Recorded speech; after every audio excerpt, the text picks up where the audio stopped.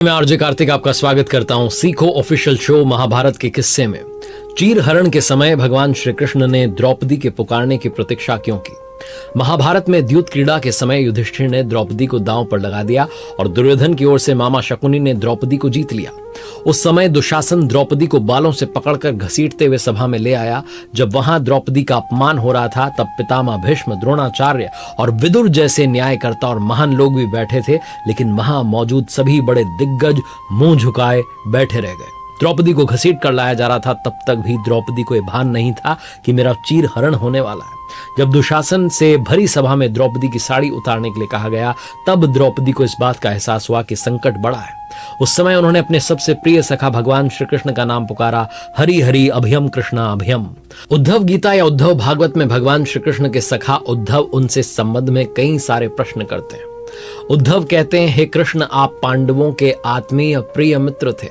आपाद बांधव के रूप में उन्होंने सदा आप पर पूरा भरोसा किया। कृष्ण, आप महान ज्ञानी हैं, आप भूत वर्तमान व भविष्य के ज्ञाता हैं, किंतु आपने सच्चे मित्र की जो परिभाषा दी है, क्या आपको नहीं लगता कि आपने उस परिभाषा के अनुसार कार्य नहीं किया? आपने धर्मराज युधिष्ठिर को द्यूत जुआ खेलने से रोका क्यों नहीं? चलो ठीक है कि आपने उन्हें नहीं रोका, लेकिन आपने भाग्य को भी धर्मराज के पक्ष में नहीं मोड़ा। आप चाहते तो युधिष्ठिर जीत सकते थे, आप कम से कम उन्हें धन, राज्य और यहां तक कि खुद को हारने के बाद तो रोक सकते थे। उसके बाद जब उन्होंने अपने भाइयों को दांव पर लगाना शुरू किया, तब तो आप सभा कक्ष में पहुंच सकते थे, आपने वो भी नहीं किया। उसके बाद जब दुर्योधन ने पांडवों को सदैव अच्छी किस्मत वाला बताते हुए द्रौपदी को दांव पर लगाने के लिए प्रेरित किया और जीतने पर हारा हुआ सब कुछ वापस कर देने का लालच किया, कम से कम तब तो आप हस्तक्षेप कर ही सकते थे। अपनी दिव्य शक्ति के द्वारा आप पासे धर्मराज के अनुकूल कर सकते थे। इसके स्थान पर आपने तब हस्तक्षेप किया जब द्रौपदी लगभग अपना शील खो रही थी।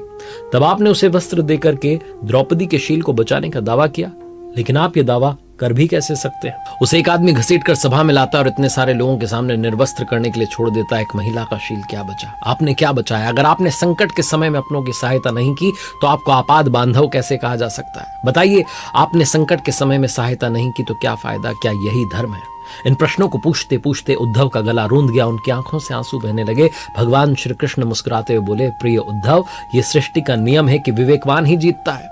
उस समय दुर्योधन के पास विवेक था, धर्मराज के पास नहीं। यही कारण रहा कि धर्मराज पराजित हुए। उद्धव को हैरान परेशान देखकर भगवान बोले, दुर्योधन के पास जुआ खेलने के लिए पैसा और धन तो बहुत था, लेकिन उसे पासों का खेल खेलना नहीं आता था, इसलिए उसने अपने मामा शकुनी का द्यूत क्रीड़ा के लिए उपयोग किया। यही विवेक है। धर्मराज भी इसी प्रकार सोच सकते थे और अपने चचेरे भाई से पेशकश कर सकते थे कि उनकी तरफ से मैं खेलूंगा। जरा विचार करो कि अगर शकुनी और मैं खेलते तो कौन जीतता?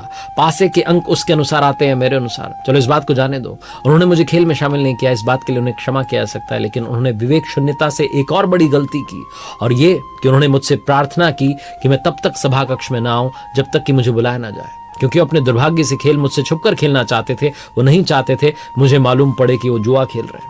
इस प्रकार उन्होंने मुझे अपनी प्रार्थना से बांध दिया। मुझे सभा कक्ष में आने की अनुमति नहीं थी। इसके बाद भी मैं कक्ष के बाहर इंतजार कर रहा था कि कब कोई मुझे बुलाता है। भीम, अर्जुन, नकुल और सहदेव सब मुझे भूल गए, बस अपने भाग्य और दुर्योधन को कोसते रहे। अपने भाई के आदेश पर जब दुशासन द्रौपदी को बाल पकड़कर घसीटता हुआ सभा कक्ष में लाया, द्रौपदी अपने सामर्थ्य के अनुसार जूझती रही, तब भी उसने मुझे नहीं पुकारा।